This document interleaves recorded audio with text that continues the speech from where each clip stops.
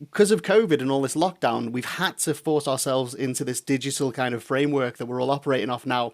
And that's broken down a lot of the borders. So now, if something goes on in, say, North Riding, FA, you're doing a development event, it's now being said, you know what, you don't have to be a North Riding FA referee to join in this event. And it's fantastic to see county FAs and referee associations and others doing these events, but they're open to all referees. So it's not just we're developing our own referees, it's like we're developing all referees nationally. And that is something that's, we've had a horrible, horrible 10 months, almost 11 months now of COVID and locking down and disruption. But a good thing that's come out of that is this willingness to put on these events, these development kind of sharing of best practices and ideas, and then just to make it available for everyone. And I think that was missing before. And hopefully, as things get back to a more, as they were before COVID, we'll continue to see that invitation to all referees that want to develop, just be able to tune into these events that yourself and others do.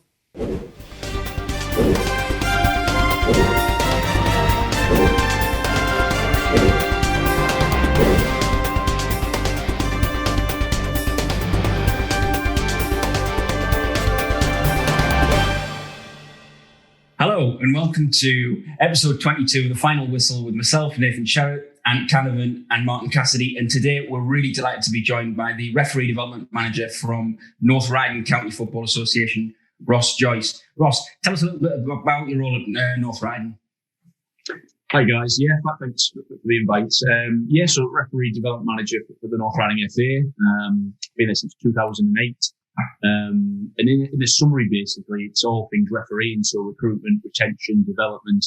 As the RDOs, RDMs will say, anything to do with an R comes to ourselves, really. Ross, I've kept an eye on lots of county FAs across the country. I feel it's my duty, really, just to keep an eye on it, and people criticise us because we jump on the negatives. But you're definitely one of the ones that, I've identified, and I'll tell many people that you definitely shine a light in the development of referees at grassroots level in your role with them. And I've seen some of the things that you put out on Twitter about the development days and the stuff you do, and your engagements. You work at Ref Live as well, which I know Nathan works with, who seems to be a really forward-thinking, way of using technology. So do you want to have a little bit explain about Ref Line, mate, and welcome to the podcast?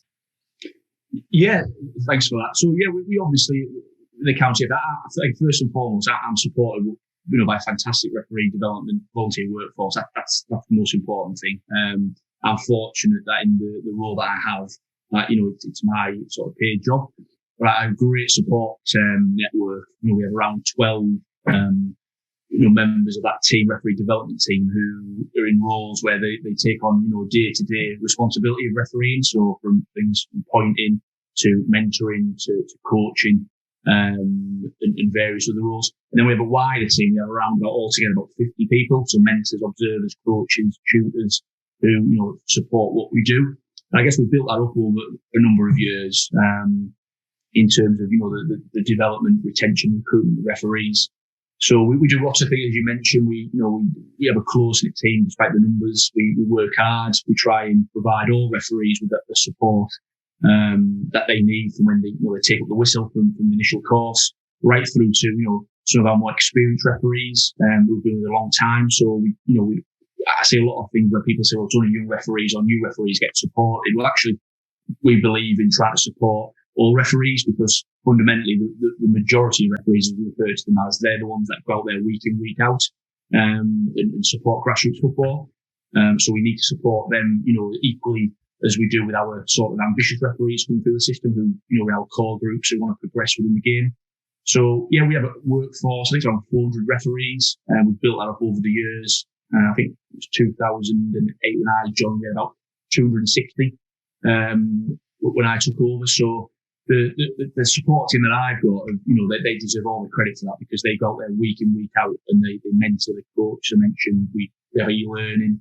We use the Ref Live system, as you mentioned there. That's a new initiative we brought in, I think it was September last year, throughout the lockdowns, where it's a wellbeing questionnaire. So basically, after every fixture, the referees get the opportunity to provide some sort of feedback from that particular fixture. which allows us to capture, in live time what is going on out there. So if we've got a problem with a referee, for example, who's experiencing some bad experiences out there, we can offer them the support almost immediately, really. So yeah, lots of things like that go on.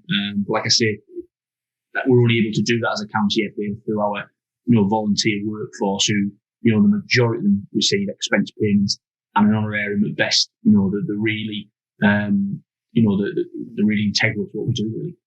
Yeah, I think a lot. There's an army out there, mate, of people who don't want money to help referees.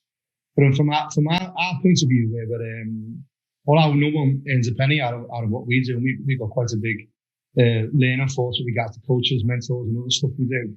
But I think what you've done, you've put it out there really positively, really proactively about what you do. It's like you frame it with your graphics and all those little touches that I see you do.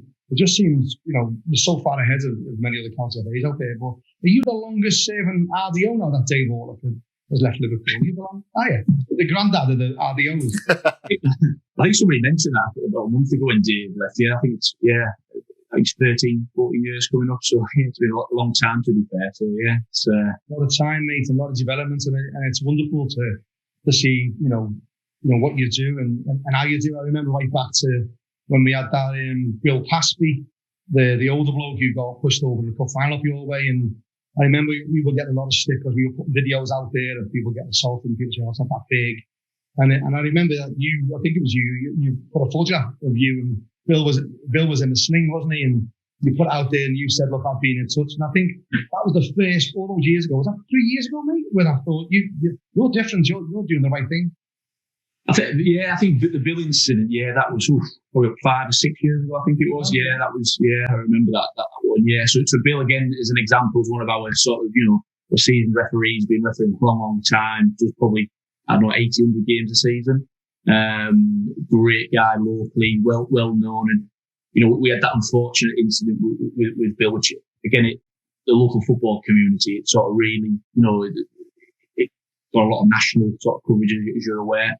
But I popped along to see Bill, and he was in good spirits, in fairness to him. And thankfully we retained him. He took a bit of time. We got him back, and he's out there now on the local platform when COVID's not here. He certainly is. Yeah, well done you, and make sure you pass on that regards to him. He's a really good example of what referees get up to, me. So thanks for that. It's fair to say, I think North Riding is one of, if not the most progressive kind of counties in terms of how you see and develop and support the referees. I had a question of, does that impetus come from within the county? Is it a local kind of thing to have that attitude towards referees? Or is it a national kind of, you try this, we're going to try something else over in this county, we'll try something else down here, and we'll see how it goes? How much of the ideas and the things that you roll out come centrally from the FA, and how much is kind of you guys going, do you know what, I've had an idea, let's try this? Yeah, it's a good question. I think to be fair to the FA, there's lots of, and I appreciate there's lots of opinions on this of what some counties do and don't do. I think first and foremost, in fairness to the FA, there's a lot of stuff that does come centrally. Clearly, the referee centre of development, the support of referees, supporting referees in bad times, like the sort of the assaults, the physical contact. I think a lot of the stuff regarding mental health, certainly the last 12 months, the mental health champions, which we're part of, comes essentially from the FA. I think in addition to that, county FAs obviously, right across the country will take the lead on projects, and how they develop things locally to try and improve that offer to recruit, retain, and develop referees. There's lots of fantastic county FAs. Obviously, you mentioned some nice comments there, but in fairness to North Rand, there's a lot of county FAs out there who are really proactive as well, as you'll be aware.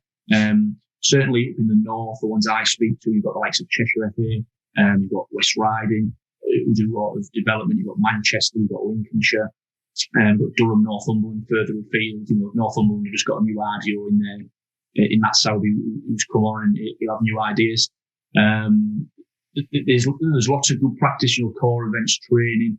And I think, we do try and share ideas. I think I mentioned to Martin a little bit earlier, chatting. I think what we've tried to do, certainly in the north now, we're having bi-weekly calls every couple of Fridays with the RDOs, looking at how we can work together, especially in these difficult times, really, to better support referees. And our plan is, with the use of technology, like Zoom and Teams, that we can continue this into the new season, and try, rather than maybe it's North Riding doing one event, if it's online, let's try and work together. And we've done that, and so we've got some place on our recent polls and that. So yeah, there's a lot of good work that does take place. I think it's like anything, isn't it? That unfortunately, generally only the bad stuff that gets sort of out there and PR'd normally. But there's lots of really good best practice that gets shared. The FA throughout, we have as RDOs, IDMs, we have a sort of Teams page where we share updates, best practices. So again, I mentioned about the FA, Dan Neeson, the FA, PLs, all the stuff with regular updates. Asking us to share our ideas, and equally they'll return them and share with the county FAs. I've picked a few ideas up, in fairness, with the county FAs that do stuff, and vice versa. So the idea really is not to reinvent the wheel at all times. If something works, then let's use it. And our big overall goal, I guess, collectively, is to retain more referees and make the experience, that much more better, really.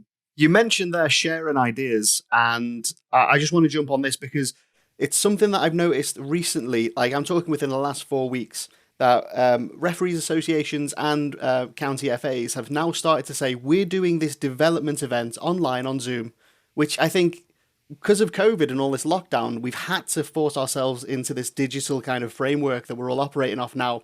And that's broken down a lot of the borders. So now if something goes on in, say, North Riding, FA, you're doing a development event, it's now being said, you know what, you don't have to be a North Riding FA referee to join in this event.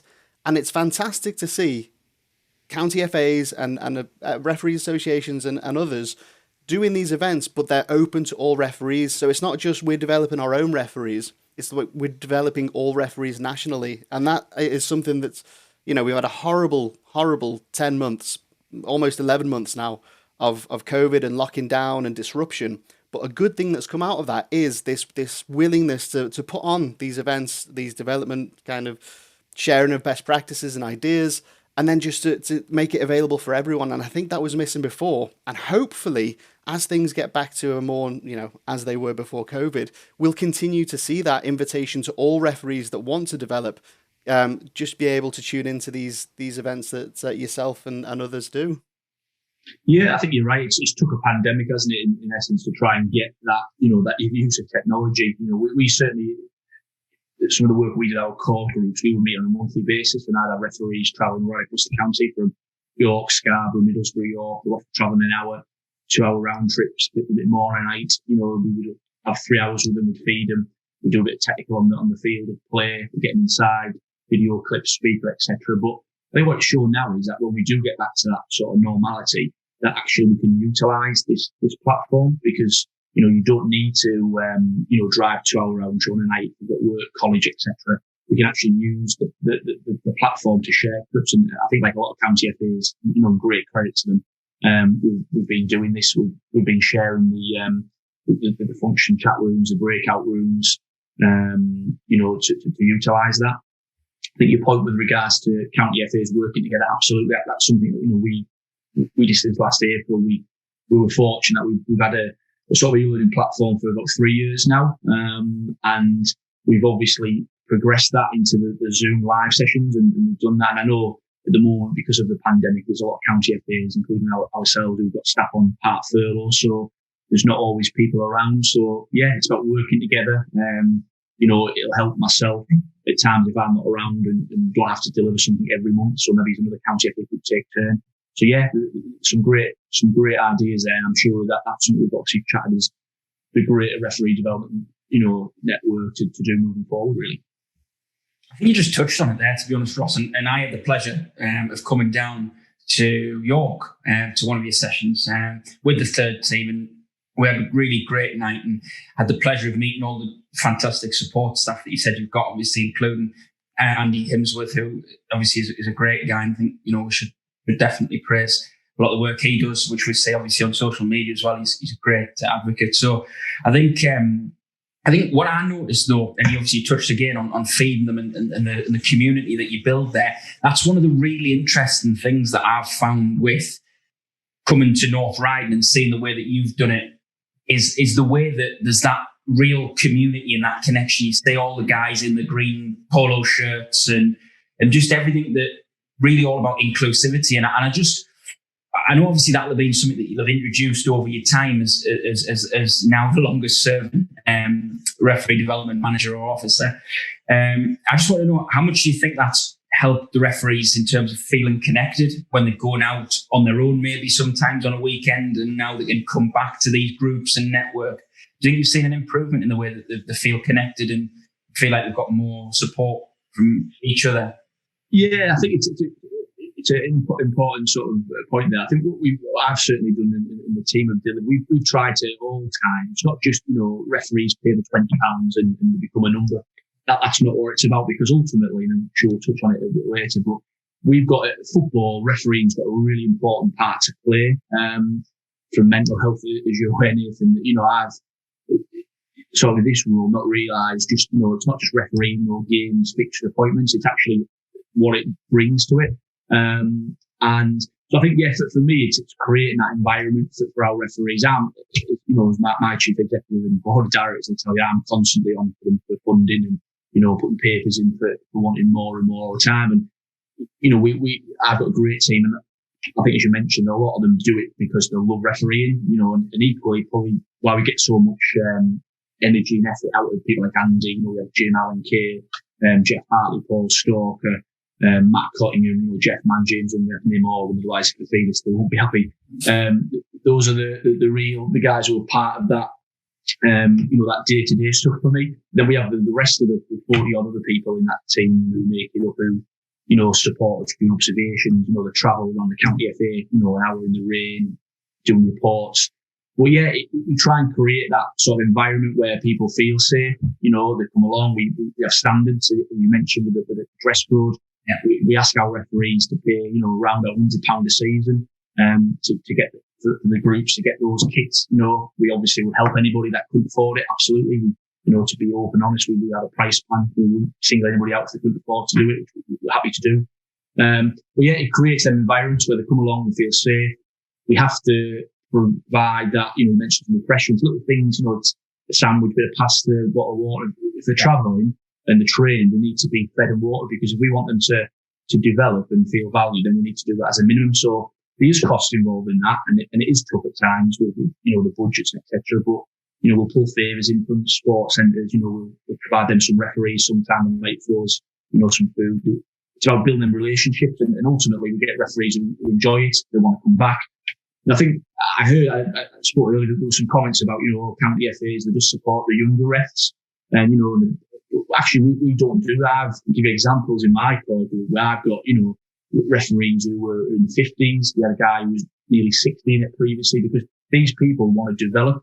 They want to get on. And our sort of referee development team, we meet on a monthly basis. Our big focus is the person. It's simply the person, not, the age, the things like that. It's just about the person. We've done some great work the last couple of years, our female referee recruitments, where we've got almost 50 referees in the county FA. If we go back 3 years ago, we were probably 15, 18 at tops. So we've done some great work there, because we've got Rebecca on board as our female referee ambassador. We've got a guy, Mohammed Gethua, who's come on board, as and supports that, getting into the communities. We've got a lot of work to do, massively. We've got nowhere near what we need to do. We need to improve in those areas. We need to improve in, how we make refereeing accessible to people. I think the big thing for me is it's the majority referees, as you mentioned. So we do put events on. What I have found in the past is that we put stuff on, but we don't get the attendance as such. So we need to really break that down and see why we don't. So hopefully we're going to use some of the online, platforms. We've got the referee education centre that we have, where we put modules on there on different topics, and we've actually seen a bit of an uptake in that over the last 12 months. So we're hoping that's going to help. But ultimately, we just want to make refereeing accessible. We want to make people feel valued, feel supported. If they have a problem, they're open and honest, speak to us. There's no have an opinion. Simple as that. And I think that's why we've created that, that area. There'll be some referees, absolutely, I think we don't do enough. There'll be some referees that don't rate what we do. I would always acknowledge that, and like I say, I always invite people to come to us and offer opinions, as you say, to how we can improve, really. Now, I think you're doing a really good job at it, mate. And I've seen loads of graphs where there's like a thing of ages, and when it bends down like this, and that's like that age that we sort of want it, 18 to 25, sort of was. There's a peak at the start, and it drops down and it goes back up again when people stop playing. And I'm glad to see that that's coming up a bit more. And I think that's about engagement and how you engage. And I think it's important that we offer the same training to everybody.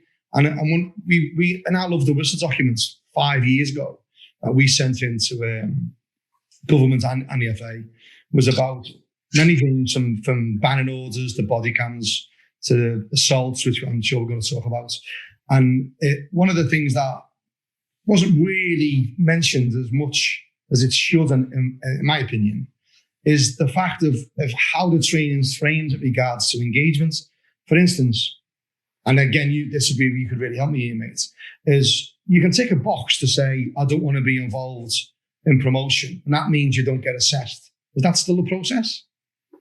I think the question is, clearly the referees who apply for promotion in terms of the referee promotion system, so 7 to 6, 6 to 5 and 5 to 4 as we know it as, absolutely the county FAs, we average, I think we average about 30, 35 promotion candidates in our county FAs. Some of the bigger county FAs, speaking to referee colleagues, that they will maybe get 40, 50, 60. The big challenge is resource. It's to staff those games, because if you need three observations for some promotions and 5 for the 5 to 4s, we need the best part of 120, 130-ish observations a season.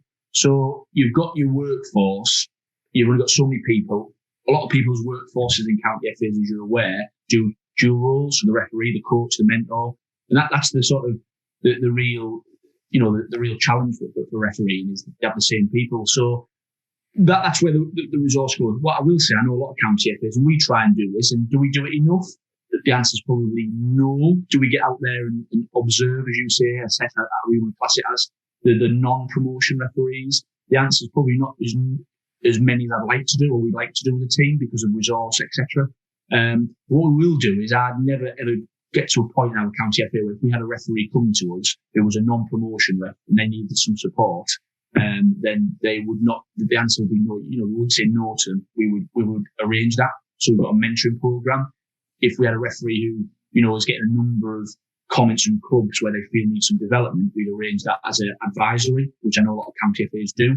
The big challenge, as you say, is getting all referees. So if we had 400 referees in North Riding and we were to try and observe all of them, we simply haven't got the resource, to do that. Yeah, when I was going with it, mate, is you've obviously seen where I was going with it, is the fact that, if you've got all those, how many referees in your county?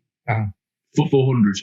Oh, I say again? 400 referees, 400, yeah. And only 30 are getting assessed because of the promotion campaign. So what? And this isn't having a go at you. Absolutely not. It's the process. Is that effectively you can tick a box and you don't want to go in for promotion, and you can referee the rest of your career, and you're not obliged to have any form of training or CPD events. I know some of the law updates become compulsory. So what I've always thought is a duty to the teams as well as the referees is that there should be some way of saying to a referee, particularly now you're using RefLive and online stuff, if you don't get some form of CPD or update, then you can't referee. And I know that's going to be counterproductive in the short term in regards to, the numbers might go down. But I go out and watch people, I'm in the football business as well with my other businesses. So I'm always going out and seeing clients. The amount of referees I see, and I just think they just haven't been updated. And what's always worried me is that you get a young referee who's in the system, or any referee in the system of promotion, young or old, who's up to date on law, up to date on all the modern practices, got a good relationship, like yourself and your mentors, and they're doing the job properly, and they get the stick because the lads before them who haven't been updated and doing other things. And it was interesting what you said, that if you get lots of adverse marks, that you follow that up. I think that's really important, and I didn't know you did that. And I think that's brilliant, because I've asked right up to Southern League level and conference, like always called it conference, National League level, is that when someone comments on it, teams are coming to me, because I work with teams as a charity as well, give them advice on reports and stuff. If they say like, well, he's just refereeing completely different to every other referee we've had, or, they're just not engaging in regards to upskilling. They're just not obliged to, and they're just at level 4 and above, you could do it. But once you get to that level of, before level 4, the majority of referees are going to be level 5s. If they just tick a box and say, I don't want to be in a promotion, technically they can just go through the rest of their career without any. I think that's wrong. I don't think the County FA should be allowed referees to let that do it to them. I think you should be able to say, well, look, if you're not going to get upskilled, we've got a duty of care to give our teams the best updated skills referee that we can, and you're not participating. So therefore, we're going to revoke your registration. I think it's a topical one, and it absolutely gets brought up. In fairness, referee development meetings. I think there's been conversations on it. Should referees, need to have an annual CPD development before they re-register? Personal opinion is I wouldn't fall out with that. And the big challenge is the number of referees. You look in the country now. I think the figure the FA produced a week or so ago was around 30,000. It's the challenge to get that ruled out. What I will say, and you mentioned 30 referees in North Riding get sort of observed, absolutely. But in addition to that, we have 60 in our core programs that get coached. We get a further 130 reps we train a year on the new courses, get some sort of mentoring. Not every, they won't all get sort of 2 or 3 arms because, again, the resource, but we'll get provided with a mentor, point of contact. Some of them will be the same people, won't they? Some of them. That's the thing, yeah. Will be involved. They do different roles. So it's like I say, it's back to that workforce, supply demand. What I will say is we've got our referee education platform we brought in, I think it was 3-4 years ago, where we produce some, online development. So if people don't want to attend, then they can go on look at report writing, look at the laws of the game every year. We produce a module that we email out. If we get a report of a referee equally who has some bad experiences, and we get 2 or 3 reports, that'll go into our referee development team. We'll review it. We'll offer some support from the referee's well-being, most importantly, but also look at the performance for the club, because we have a duty of care, as you mentioned, to make sure referees don't just go out there, pay the registration fee, and not doing the job, because that creates, as you say, that referee goes the week after problems and vice versa. But I think what we also do is if we get a report, because we've produced an online guide, and so we've got some content. If it's around recognising what the careless, reckless challenges, we've got some modules, so we can email a link saying, hi Martin, please have a look at this may help you. We've done that. Could we do it more and spend more time on it? Absolutely. I think that's the challenge. It's how we deliver that. But I certainly know, again, from the meetings we've had with the referees department, the FA, they are certainly looking at, and I think it would have been in by now if it wasn't for COVID, is they are looking at producing some more standard content. So if you're a promotion referee, if you're a non-promotion ref, there's some training that can be delivered, in person, probably more so now with the use of these technologies to be delivered, because we want that consistency, don't we? And we want referees to feel like, just because they're not in a promotion pathway, that they don't get supported. And I guess a little thing on there, what I do find interesting, we get, when we offer our general training events, more so when it was in person, the same people seem to attend. So we've got to look at ourselves a little bit on that, and we find that maybe some of our seasoned referees don't, maybe want to come along. That's not a criticism, because there's different reasons for that: work, life, family, get that. So we have to be really careful, do we mandate it or not? But I think the basic, sort of an offering of annual, 3 or 4 hours a season would be a good move. I think it would be, mate, because what happens is you get the stick as a county FA, and that's not fair on you guys. And, I know we're a referee charity and we're all pro referees and we should be able to defend referees, but I don't accept that over a period of 2 years, you haven't got a couple of hours to go to an upskilling event, to do modern practices. I remember talking to someone, just something simple as this. I remember talking about this signal here, where you go like that. And I said to him, just a few referees, what does that mean, lads? And there was 3 different things. There was ball moving. There was hurry up to the goalkeeper. There was substitution, all the same thing. And they were like, I said, well, look, there should be standard sort of advice, that could help you at the Premier League right down to the grassroots referee. I should say, for any people who are listening on the audio, Martin, that you wrote For those who are watching, for those who are doing And it's a hand gesture where you do your fingers around each other with ball movement. So, of course, there's little snippets out there that could help referees. Yeah, I think to be fair, we share clips, and I mentioned some of the neighbouring counties, certainly from, you look at like Ed at Cheshire, another referee development officer, Nick Dunn at Kent, someone further afield. The guys that produce things, you've got Aaron Bannister, Sheffield Hampshire, the one who provide content, Alex Clark at Durham, that we share things. It's pointless me always trying to find clips on one subject, careless challenges, and then them doing this. And we try and help each other a little bit. We'll share things. The workload as well. Yeah, it's good. And like I say, it creates that thing where actually, what's the point of me just using it for a number of referees? They might as well use it in their counties. So to be fair, a lot of that work, and obviously you don't get to hear about that because it's good news. So a lot of good stuff does go on, and I think it's how them county FAs utilise that.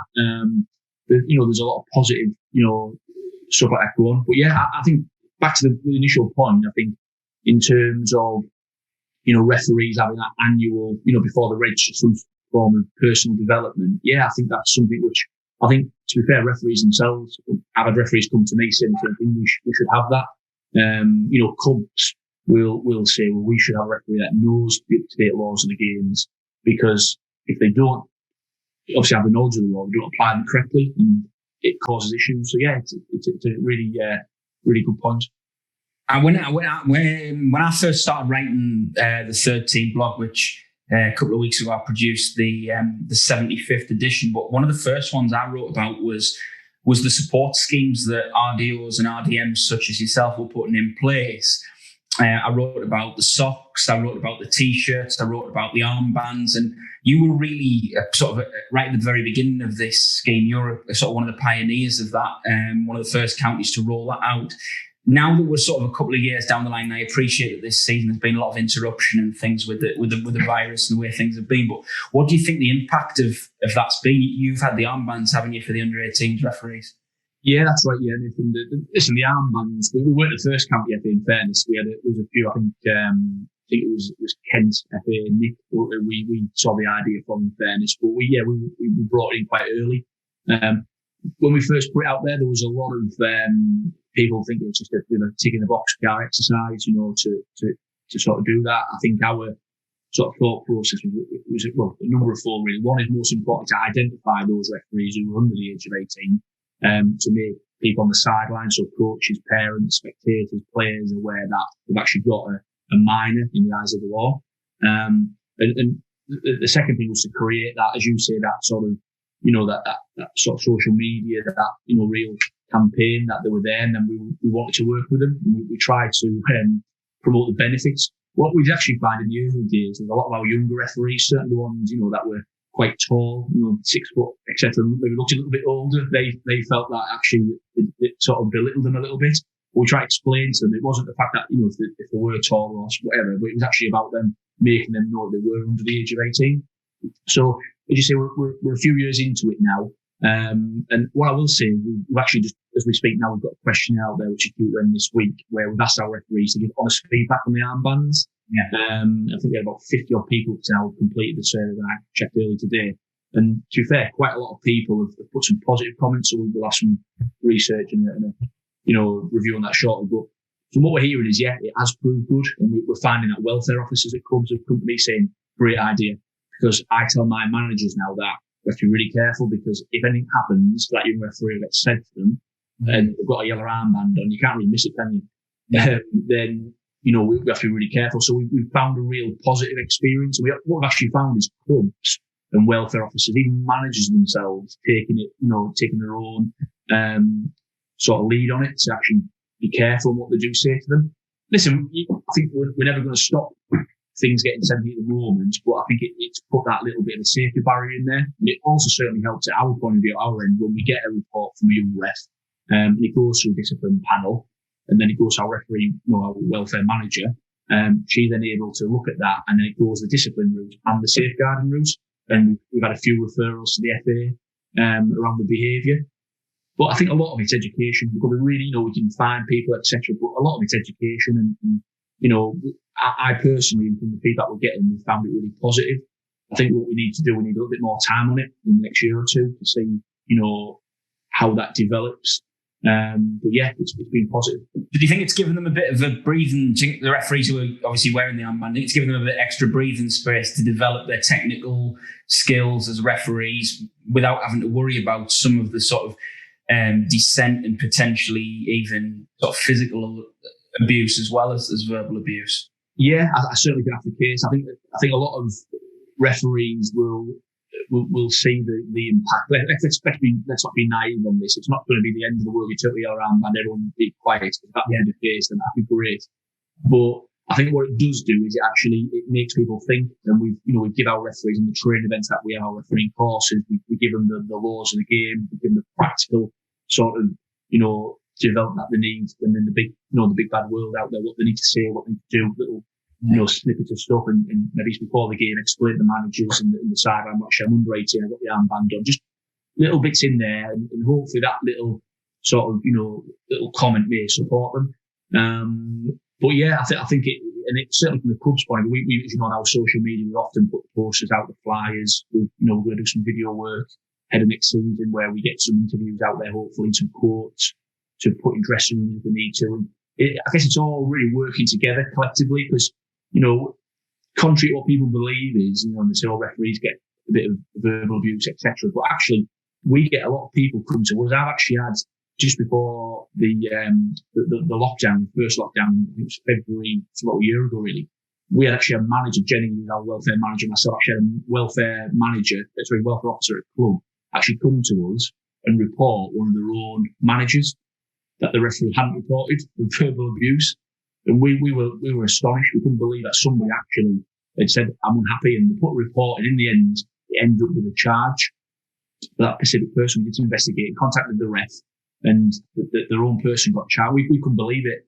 And I thought that is so positive because actually the work that the welfare department are doing as well is actually telling people that's unacceptable. These are young people. Yeah. And that person felt like it was totally out of order. And I thought that's really good because that was your own team, wasn't opposition, it was your own team. Yeah. So yeah, it's like I say, it's a good step. We keep working on it, we'll keep reviewing it. And I noticed there's a couple of county FAs that have gone with different colour armbands and there's t-shirts, but some actually put trainee referee. Yeah. Other than just under 18, which again, I've not looked at that, but does that help?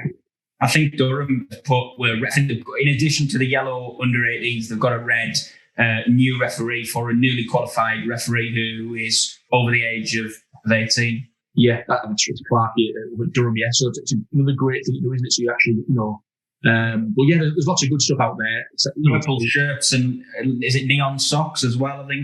Yeah. So Gloucester started doing that. There was a couple of people we knew. There was a guy called Brian Jory, Football League Line. He was involved with a league, and he was they got together with a couple of other people. Nigel Newport Black apparently brought that in. But my question on that, mate, is I'm not sure you can really answer it, but it's just my opinion on it. Is there doesn't seem to be a cohesive approach to it.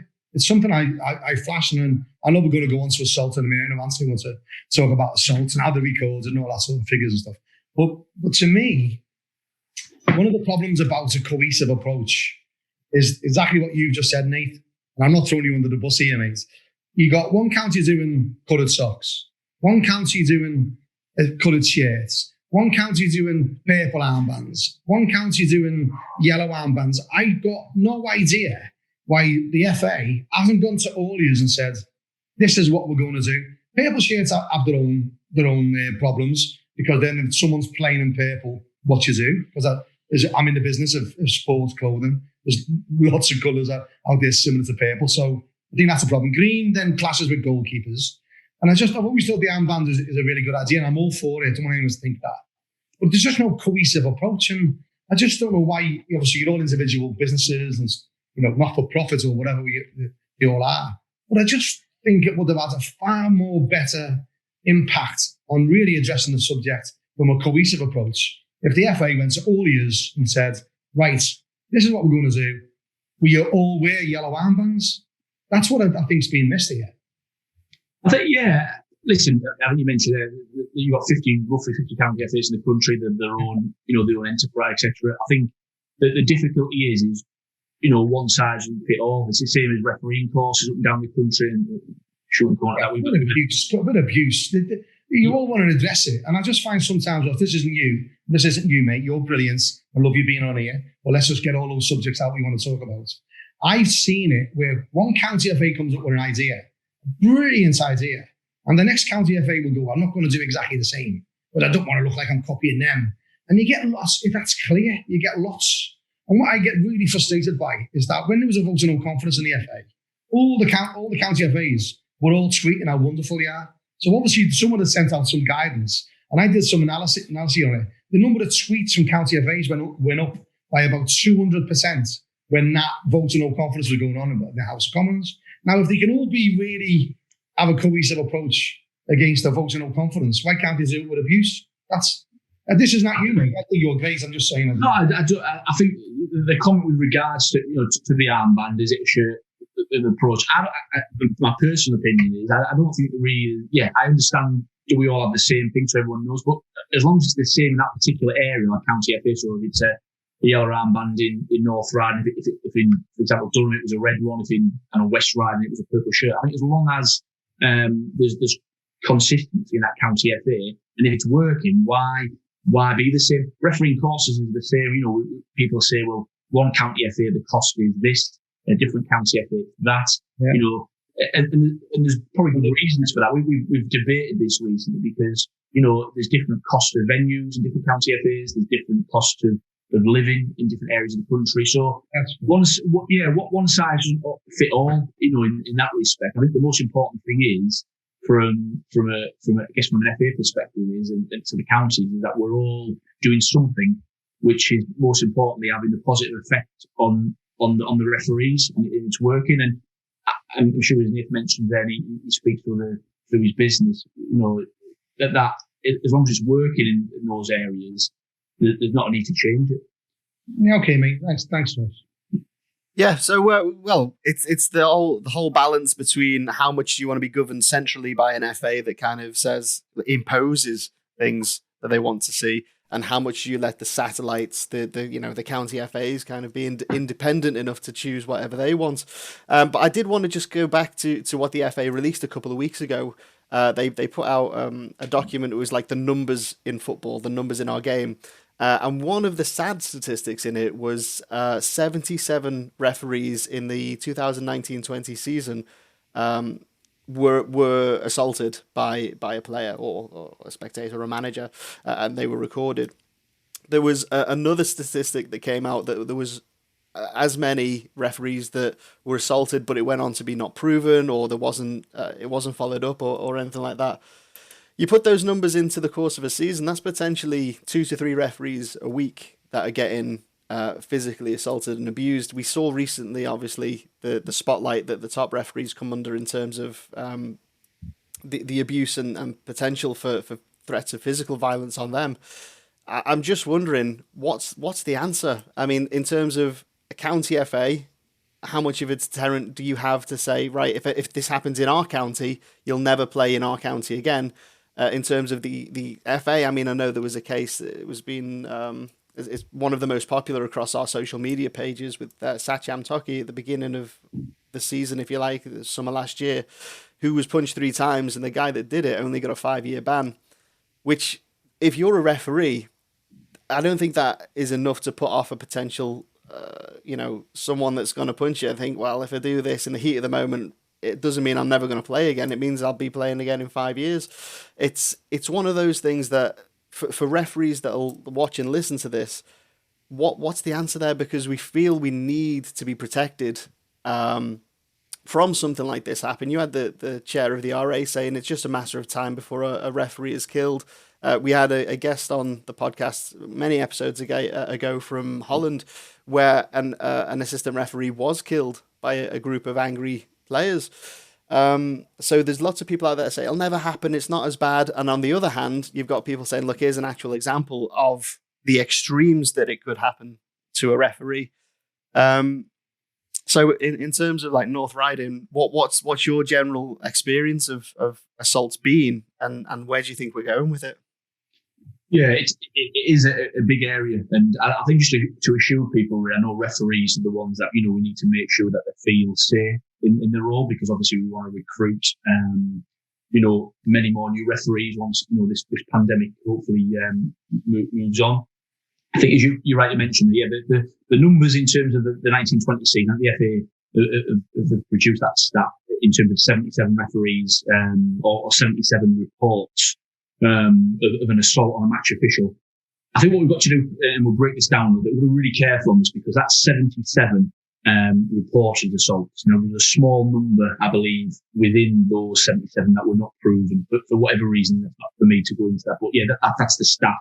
What to remember on that is that was over 850,000 games that took place in that particular season. So we're looking at 0.01% of games where an assault has took place in essence.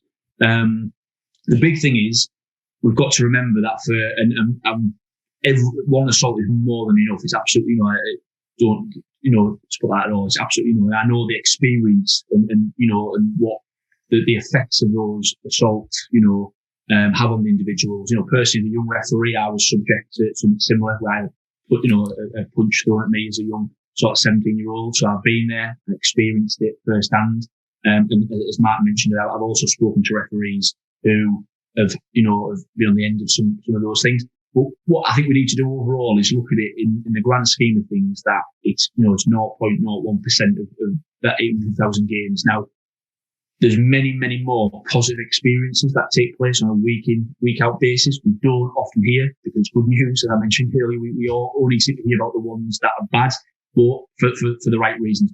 So I think what we need to do within the game, and this is something to reassure people, is that the Football Association, and I've personally spoken, and I know you won't mind mentioning Tim Foster, as I know some of you guys now, some correspondence you mentioned with Tim in the FA, and also the referees department through Peter Ellsworth for our Dan Meese and the guys. There's a lot of work that is going on, to look at these areas when an assault happens, what we do as county FAs, as the FA.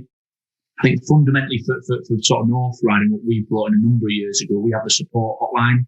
As you're aware, we have a referee support policy that myself and the team implemented. So we have a number of systems. What we will do if a report of physical contact or an assault happens, so we will do certain things, get in contact, support them, offer a home visit, offer them a further call, keep them in touch, updating what's going on. But I think what we've got to do most importantly is make sure that the person is being supported in those initial stages. They've got the opportunity to speak. If they want a coffee, come to the office, have a chat. That's all available. We'll come to you, whatever. Because understandably, those cases are really bad.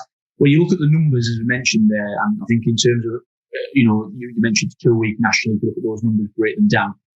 I think from a county effort, from my knowledge, we average at best one a season. I think we're very fortunate, some things we don't, but generally one at best we get a season if we're unlucky. We have to offer that safeguard, as you mentioned, and the support.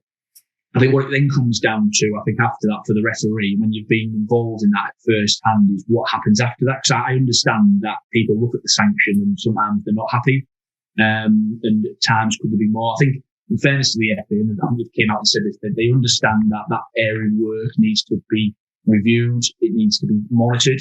I think it's also fair to say that some of the, is it 5 years, is it 10 years? I know people mention signed high, etc. I think in the current day now, if you go back 10, 15 years ago when players were signed high, the world has changed, the society has changed. I don't personally think this is a football problem. What happens, you look at tennis, for example, now you've got players who are, smashing balls, they're swearing at umpires, you've got cricket, rugby. I've got a friend who officiates to a reasonable level in rugby and does grassroots. He said he's seen a real decline in that game locally when rugby was come across as a game that was played in good spirits. So there's a lot of stuff going on, and I understand that everyone will have views on it. I think as referees, we're one small cog in the football production, players, coaching, etc., welfare. Well, I think ultimately, this is an area of work that needs to be monitored. We need to look at them. I know the FA have come out and they've said they are looking at ways of doing that. I know, and Tim won't mind me mentioning this, and certainly Pete Ellsworth and the FAs, they are constantly, in dialogue. There's been a lot of work going the last 12, 18 months. It's ongoing. I understand for the new season, they're hopeful for grassroots referees to have, some improved supporting things in place as to what we do. But yeah, that's not me trying to dodge the question. I think it's a really difficult one, and I understand referees out there. And I think what we've got to do, I guess, in the refereeing world is we've got to make sure that if referees feel like they're not supported by some of the sanctions and whatever, that we look at why that is and we improve. I don't think anybody's ever going to get what they want, because if a player was to be given a certain number of games, 5 years, 10 years, somebody will say it should be 15, should be 20, whatever. It's like your auntie or uncle give you a birthday card, isn't it? And you get £20 in there. You actually think, well, I should have £30. So it's a really difficult one, but I think what we've got to say, to put on the record is we've got to support referees and we've got to make sure that they feel supported. And there's work, by the FA's own admission and from county FA point of view, is we've got to keep working on that and, making that experience really. I'll be honest, Ross, that's fantastic to hear, because all throughout, as a very active social media page for referees, I get a lot of the overspill, I think, from the county FAs that don't support their referees to the kind of level that you've said that you do, which is great for your referees, but not so great for mine. And then offering them those referees that do feel like they're outside of a supportive system.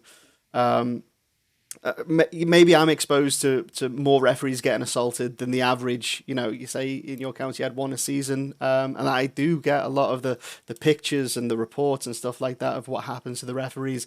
It would be fantastic if, again, we go back to centrally, if the FA could say, listen, we understand it's a problem and we're looking at it and we're addressing it and we're going to come up with the best way of dealing with it, because for the most part, it feels like the FA just go, do you know what, we'll just not say anything, and then we'll say something a few months down the line when we've come to a decision. If they at least acknowledged that there's an issue, and then they understand the feelings and the thoughts of the referees in these situations, that would do a lot to alleviate the stress, the tension, the anxiety for a lot of referees about stepping onto the field of play, knowing that there are referees out there in certain areas of the country that aren't as supported as probably they should be.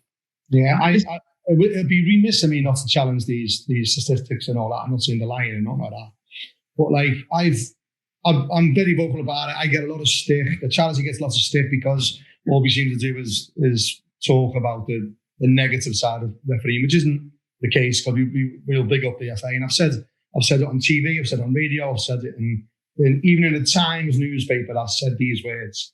They can't claim that they know the bigger picture. They just can't, because that's only what's reported to them. I know for a fact that more than that just come to me. And I'm not saying it's disingenuous by the FA in any way, shape or form. The people you mentioned, Mark Ives, Andy Ambler, Tim Foster's brilliant, Brian Allen, Danny, all of them, top people, got absolutely no problem with any of that. But it's a failed system, because I know for a fact that people have come to me and said, I'm not reporting assaults because they weren't dealt with properly, like the Satyam case. I'm not going to report assaults because the bloke that headbutted me is on my school run. It goes to my restaurant, I get spat at because I booked them. And I think it's until they own up to the fact that they're only it's like the tree in the forest, and when it's cut down, if no one's there to hear it, it doesn't make a noise. It's the same sort of principle. The FA, in fairness to them, can only go on what's being reported to them. That does not say it's a true reflection of what goes on. And then we have the disparity of county FAs just not dealing with it, absolutely not dealing with it. Some like you, and there's some brilliant ones at Manchester FA, Colin Bridgeford, brilliant, top draw chief exec, addressing it, bringing changes in that address it. But it's the journey, mate. We've just talked about it. From purple shirts to armbands, no cohesive approach, to how people are getting banned, to how people are getting dealt with at hearings. We led a campaign to get which was brilliant, Mark. I've listened to us, and Kerry Savers dealt with it, about children should not be put in front of people who've just abused them. We've threatened them. And the FA's procedures was that they had to sit in a room and listen and get questioned by people who threatened them or swore at them allegedly. It's all that's slowly changing, which is why we as a charity, and me in particular, will go out and flash these problems up. We've all had it from many refocusing events, from things like the suffragettes with where America pancakes threw herself in front of a bus, all these sort of things that go in front of a horse, all these things that go on, Tiananmen Square, and there's always been a really negative that's had positive outcomes. And I just feel sometimes we need to just step back, all of us, and say, look, we've got this information, you've got that information. Why are all these people just not wanting to come forward for different reasons? So the FA can't stand there and say it's 0.01% of a problem, when it clearly isn't, because they haven't got all the information, even though I will say they are genuine and trying to address it. I think, to be fair, man, you mentioned the stat there. I think that's just that's just a look at the bigger picture in terms of what is reported. So we put it into perspective because, we brought in the ref live system that Nathan mentioned earlier. One of my reasons for bringing that in was that I wanted to see what the referees' experience was in our county FA in terms of their behaviour. So they rated teams on the behaviour, sideline, spectators, and it was on a week-to-week basis. Because of lockdown, we had 99, I think it was, who referees between lockdown 1 and 2 who produced the wellbeing stat in that 3 or 4 week period. So we had some, nearly 100 referees who completed it. So when we got the data downloaded, of that 97 referees, I think it was out of the 99, basically rated at 4 or 5. So it was good or very good, behaviour, experience, green. We had 2 referees who one was average and one was below, one was a 2, I think it was, overall. And there was no negative experiences. There was a comment that I thought the behaviour of one of the teams was, they shouldn't show a bit of respect, nothing major, not enough to report it. So we had, just short of 100 referees complete that survey, and the experience was really good. So my spin on that was it was a really positive one. Yeah, absolutely. And what we do is we do talk about the negative experiences, which I say the ones that people want to talk about. Good news generally doesn't get PR'd as well as bad news does. But you're right what you say, and that's no good us coming up with anything, because the referees who experience them bad, them bad times, we can't minimise those things because it's not fair. So I get that. But I think we've got to be really careful is again not to kind of support a county FA or the FAs. That there's a lot of these things you mentioned where that particular one about putting young referees in that environment was addressed. It was reviewed and it was changed. Absolutely. We've mentioned other things that have happened in terms of, potentially suspensions, etc. Yeah.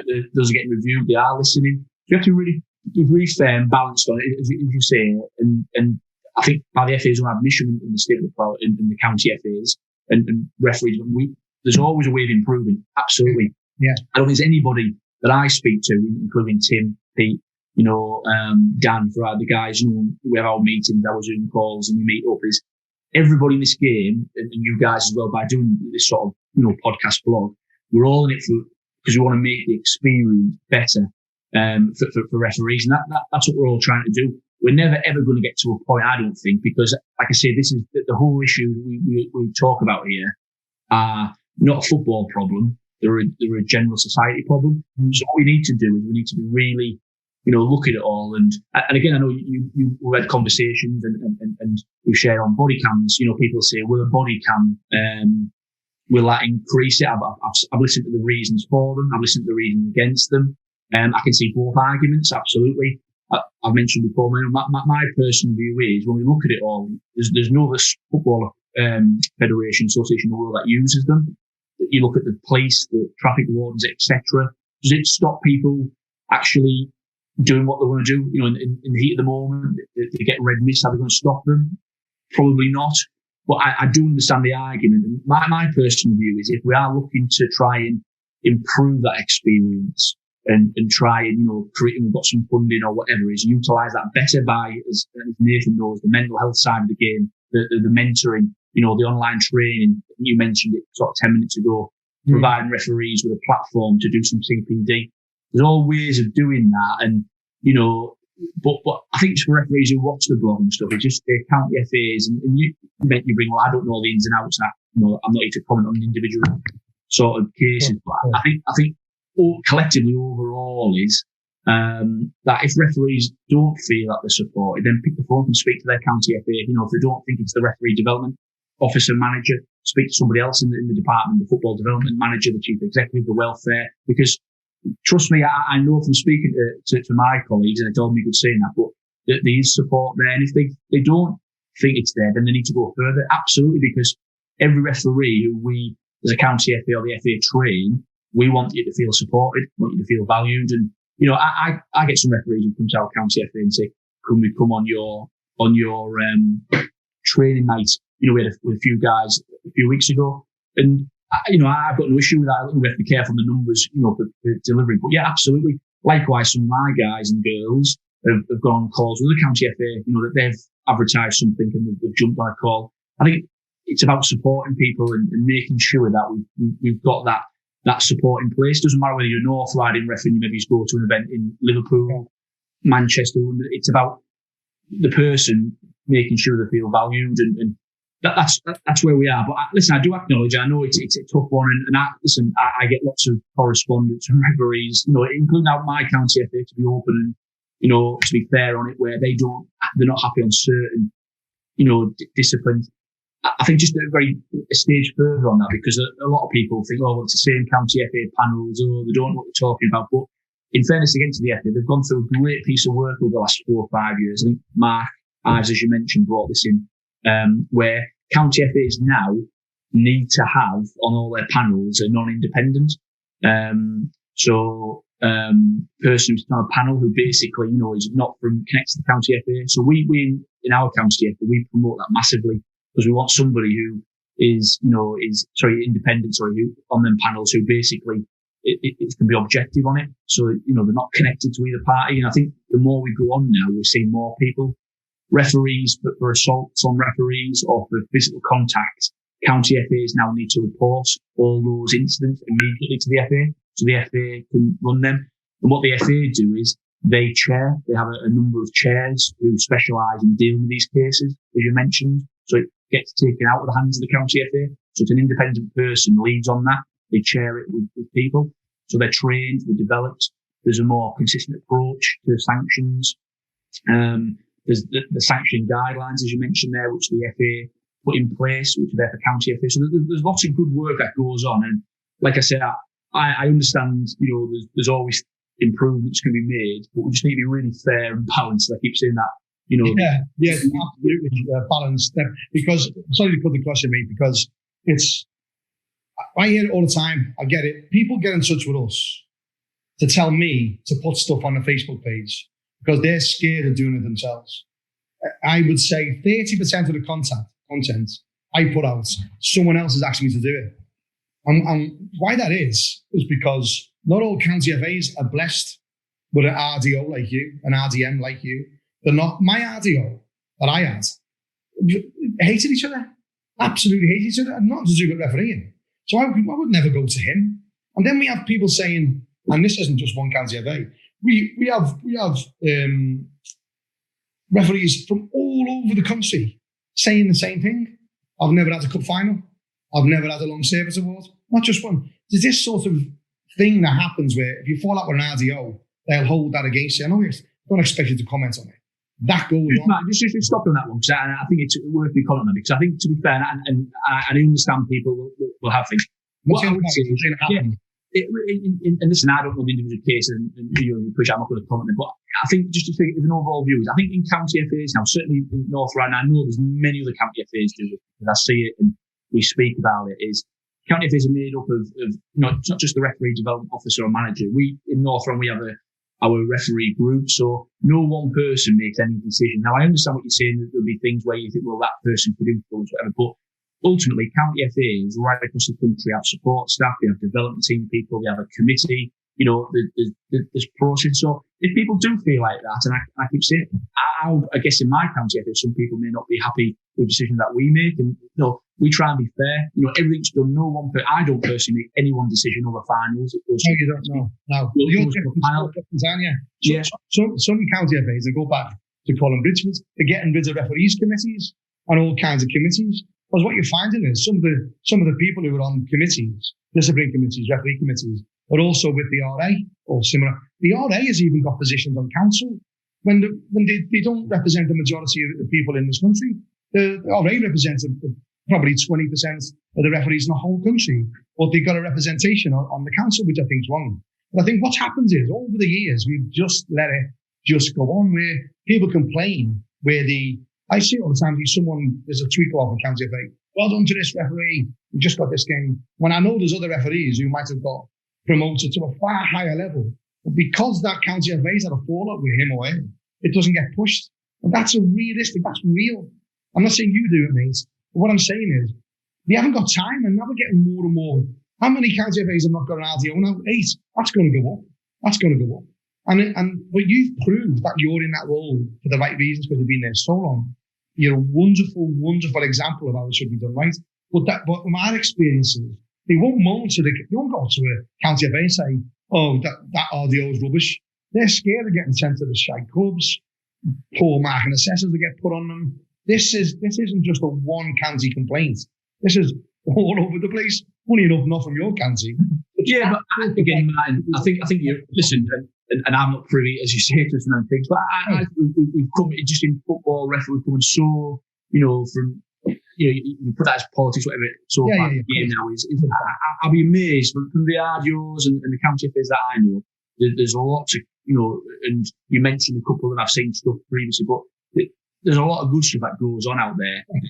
Yeah, and I think in this day and age now, you mentioned referee committees. So right across the country, a lot of county FAs, and for the right reasons now, in the format referee committees were previously, because county FAs want to be a little bit, they weren't fit for purpose in a sense. So what we're doing now is, again, give the FA credit, because the FA that have brought this in is a lot of county FAs now are bringing in referee development groups who are representative of people. So we're looking at the females, the B and E, we're making refereeing diverse for the right reasons. We haven't just got a number of people on a panel, or a committee, who, looking at it from one perspective. It has to be diverse. We have to look at it and make sure everybody's got an opportunity, because we want to make refereeing, for the right reasons, where everybody feels they can come and take a course. We don't want it to be, as it was maybe 10, 15 years ago. We're trying to make great strides in developing. So, listen, lots of things have happened in the past. I get that.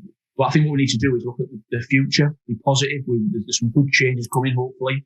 I think the good thing is communication, as you mentioned.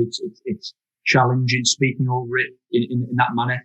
But ultimately, we want to make those referees, and I get excited before I hear some of those points, is we want to make sure those referees don't feel valued and supported. Let's speak to them. Let's be open. We've just put, just the last thing that we put a consultation group out there at the moment, because I want referees to come to us. We've had some referees who challenge what we do. They're not happy. They don't think we support them. So I've put an opportunity out there for us to meet up on a quarterly basis, where we'll say to referees, come on board, let's have your views. If you don't want to speak to myself or one of the development team, go and speak to your rep in confidence. It doesn't have to be named. Just tell us what your concern is, and we'll look at challenging it. If we can change it, we will. We had something recently where a lot of referees wanted some e-learning training on a certain subject, so we put a module on.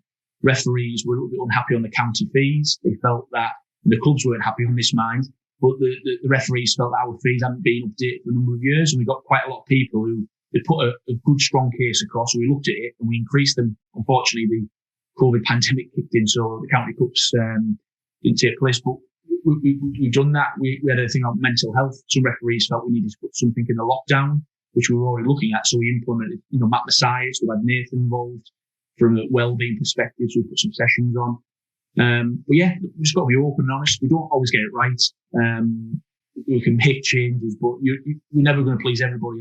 I'm going to pass you over to Nathan in a minute. We're going to get some lightheartedness going on, but I need you to understand fully, absolutely fully, that I love what you do. And I know you're a brilliant RDO, and I know there's brilliant people out there.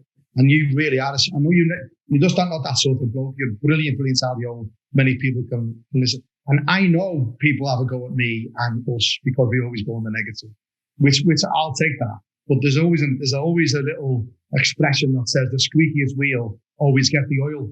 And what I'll always do, I'll always keep flicking the ear, and I'll always be saying how good they are. What I always will challenge is that when the message comes out from county FAs and the FA that all is perfect, and it's not.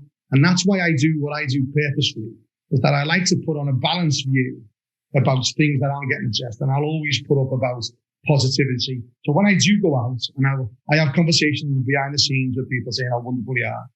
But the FA is one big machine. It isn't just the referees department. And there's different departments of county FAs as well. Sometimes if one particular department isn't working well, I think we have a duty to be able to fast it up. And I know you listen. I know there's some wonderful people in there, but don't just write us off because it comes from ref support. Because I get a lot of information from other people in the FA. And before I pass you over to the other two, I just think it's great that you're doing it. And I want to ask you a really serious question before we pass you over to these two. Is black whistle or colours whistle? I'm a black whistle man. For God's sake. See, I thought you sound until now, Ross, but you sounded like you knew what you was talking about, but now you just said that. Everything that's come before. It's a very important question. It's on the nation's lips, that question. I think a lot of people get into refereeing. I know loads. I myself only got into refereeing because I was serving a 10-match ban. Because I was always a violent individual. I moved down from Liverpool to here. I just thought everyone would have a look. And then when I took the course, I realised what I didn't know about football. And all those years I've been a knobhead. But I was wrong. And I know we've talked in the past about players maybe taking, a bit of a referee's course in some way, in shape or form, and county FAs going into clubs, talking from referees' perspective. And I know you're big on all that sort of stuff. And I think when we look around it, I would say categorically, the FA are doing some wonderful, wonderful work, and we're fully behind them. County FAs are doing some wonderful, wonderful work. But if we were grading it out of out of 10, I think they're nearer 6 than they are 9. But I just know that they're striving to get up to 9, and if we can help them get there, all of us coming together, I think that the game will get better because of it. Well, this is the thing as well. A lot of people question our motives, the ones that watch this podcast. But the thing is, we all do want the same thing. Us, the people we have on as guests, a lot of people watching, we're just passionate about getting the very best for referees and then the very best for the game of football itself. That's all we want deep down, really. Yeah, definitely. I don't think that we can ever say that there's anything that's sort of malicious. And the thing is, I understand a lot of, obviously Martin's just spoken at length about why he does what he does. And I think that all that we try to do, and particularly when we're promoting things and maybe talk about the difficult subjects that we maybe don't want to talk about, maybe the unglamorous side of refereeing, is because we would love to see an improvement so that, if we have children, obviously Ant's just had a daughter there, and if she decided to take up the whistle, that they wouldn't have to maybe deal with some of the things that we have in our career, really. It would be a neon whistle, though. She's not going to have one of these boring black ones.